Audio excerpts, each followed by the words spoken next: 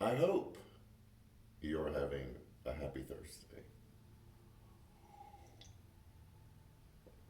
It's not winter yet, um, but it feels like it. My spot is in a place that's not heated during the week, and so I have to bundle up, and you notice it's the tree storage spot too. So, but it's quiet, and I have a great view, and so this is a great place for me to go. Okay. I'm always hesitant to mention this, especially from the platform on Sunday mornings, because I know we're so divided about this. And in our division, it gets very heated. Um, but the election is about a week and a half behind us. Most everything has been settled out. It's been impressively and surprisingly calm. But I know that a lot of us inside are still feeling some anxiety, some uncertainty about what the future is going to look like. Because we have mixed feelings about how we think things are supposed to be and how things are supposed to happen. I'm always interested at getting to the root. I think it's easy for all of us, and this is where you see most of social media, um, to talk about symptoms. You know, why is there crime? Um, why is everything so expensive? Why do we see the school struggling? We can point out problems that we see really easy. We're great at observations.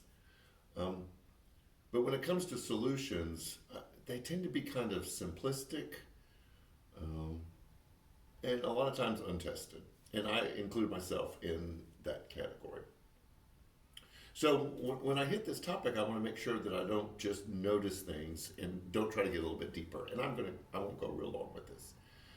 And that's the splintering that we see in our society. We call it division. Um, Everything is so political. We're polarized. We use all of these words to talk about how things are being pulled apart. We don't feel the sense of being on the same team and working together and wanting the same things.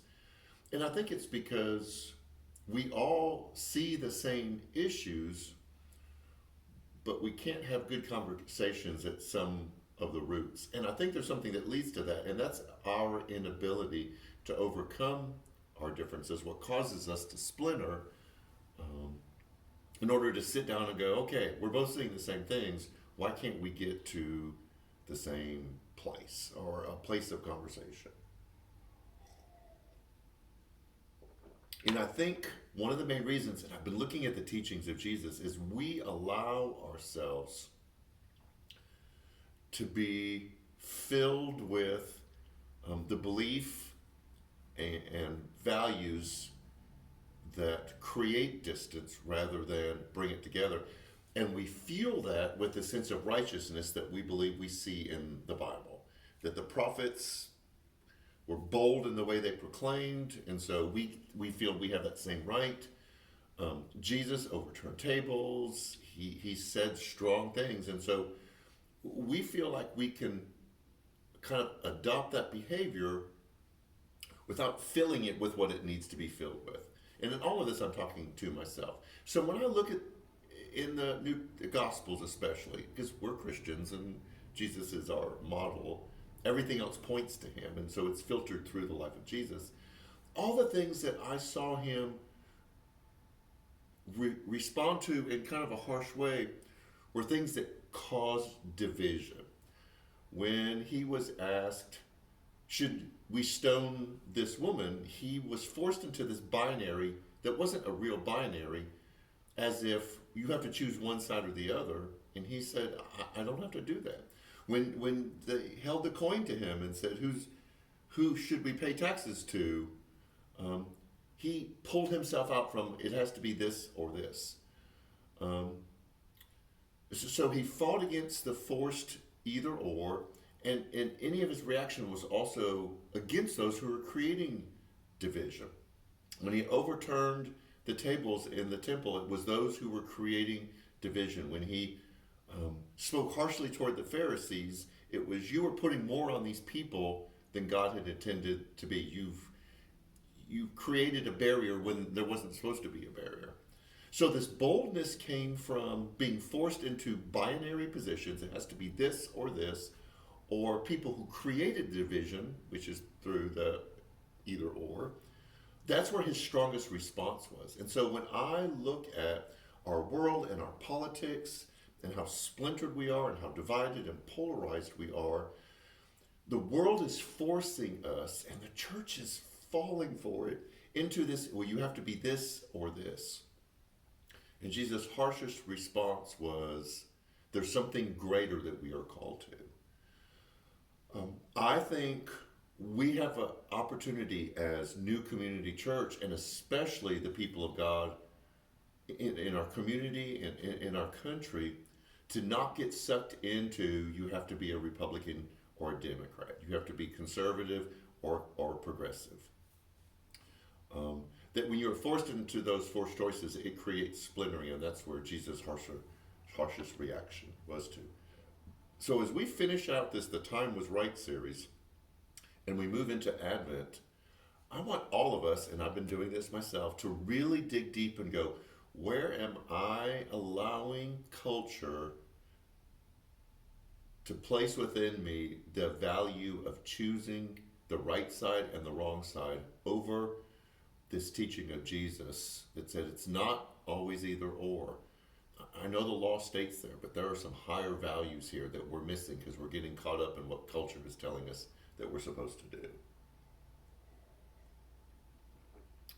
I would like for New Community Church, and for all of the churches, even the ones that we are really different one, to realize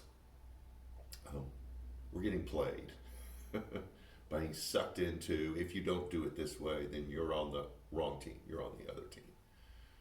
And show people are longing and wanting, and I want deep within me, and I know you do too, a world that isn't so split and splintered and polarized. And we have the answer. We just have to be willing to do the work to get there. And so that's my call. Sunday, we finish up our series. It's the last Sunday before Thanksgiving. Shocker, shocker. So we hope that you join us either in person or virtually. We have a lot of stuff going on right now. Our food pantry has been moved a week earlier. It's the third Sunday because it's going to be the Sunday before Thanksgiving. Please pray if you'd like to volunteer. I know they would be glad to have you help out hand food 11:30 Sunday morning. Our giving tree is up where we give back to our community. It's a Fill the City event. I think over half the tags are already gone. So if you want to donate, you can donate online. You can send us a check, give through our app, or you can pick a tag off our tree. We're also signing up for bell ringing. We're going to be ringing the Salvation Army bell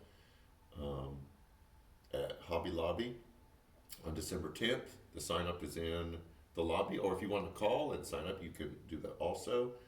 We'll have other opportunities. We believe that New Community Church needs to be a light in the community. So, stay warm. It's winter, so I guess this is the way it's supposed to be. Have a great rest of the week, a great weekend, and work for peace. Take care.